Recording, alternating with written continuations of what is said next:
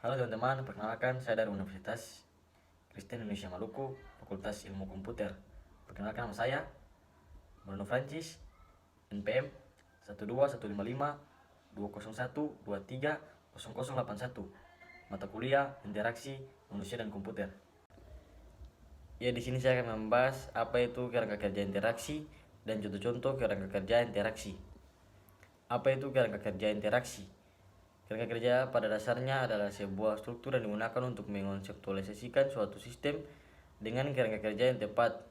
Perancang dapat mengkonseptualisasikan ruang persoalan secara menyeluruh dan tidak hanya sekedar hasil pencampuran komponen-komponen terpisah, meskipun secara bersamaan ada kemungkinan mereka juga mampu menciptakan suatu ruang kerja dan kelompok perkakas interaksi. Contoh-contoh kerangka kerja interaksi. Pertama, siklus tindakan eksekusi atau evaluasi. Goal, tindakan yang digunakan oleh pengguna. Eksekusi, dilakukan tindakan dalam dunia nyata. Dunia nyata, tempat di mana pengguna dapat mengeksekusi tindakan dengan memanipulasi suatu objek. Evaluasi, pengguna melakukan validasi atas tindakan dan membandingkan hasil yang diperoleh dengan goal yang telah ditetapkan sebelumnya. Yang berikutnya, 7 langkah tindakan. Tujuannya memformulasikan pertanyaan-pertanyaan selama proses perancangan interaksi. Pertama, menentukan fungsi suatu piranti. Yang kedua, menentukan tindakan yang mungkin dilakukan.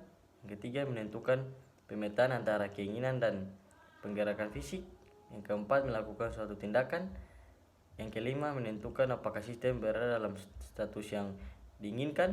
Yang keenam, menentukan pemetaan dari status sistem ke interpretasi. Yang ketujuh, menentukan status sistem saat ini. Yang berikutnya, jarak pemisah eksekusi dan evaluasi. Jarak pemisah eksekusi, kesulitan yang dihadapi pengguna dalam menyelesaikan suatu tugas.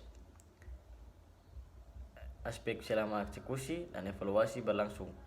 Akibat adanya jarak antara ekspektasi mental yang dimiliki oleh pengguna dengan komponen fisik dan suatu sistem. Artinya, perbedaan antara keinginan pengguna dengan apa yang dimiliki oleh sistem. Contoh, letak posisi menu file, pengguna menggunakan tombol caps lock. Jarak pemisah evaluasi, artinya tingkat kesulitan yang dihadapi pengguna untuk mengartikan suatu sistem dan beberapa jauh artefak yang dimiliki antarmuka untuk mendukung pengguna untuk mempresentasikan suatu sistem. Yang berikutnya, kerangka kerja interaksi. Kerangka kerja interaksi terdiri atas 4 komponen utama. Yang pertama, sistem, menggunakan bahasa mesin, atribut komputasi yang menunjukkan status sistem. Yang kedua, pengguna, menggunakan bahasa tugas, atribut psikologis yang menunjukkan status pengguna. Yang ketiga, masukan, menggunakan bahasa masukan. Yang keempat, keluaran, menggunakan bahasa keluaran. Yang berikutnya, model mental. Model mental menciptakan kerangka kerja yang memungkinkan pengguna untuk melakukan suatu pekerjaan.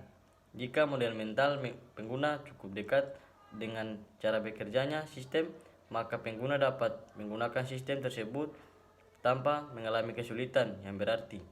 Model mental bersifat tidak ilmiah, berdasarkan pemikiran dan asal tebak, tidak lengkap, tidak menjelaskan sistem secara keseluruhan, tidak stabil, bukan informasi yang nyata tetapi berkembang dan beradaptasi dengan konteksnya, tidak konsisten, tidak membentuk satu kesatuan yang utuh atau sering tidak kompatibel satu dengan yang lainnya, personal, bersifat unik setiap individu sehingga tidak bisa diterapkan secara umum.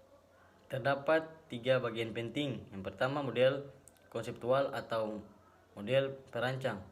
Model yang diciptakan oleh perancang ketika mereka merancang sebuah sistem.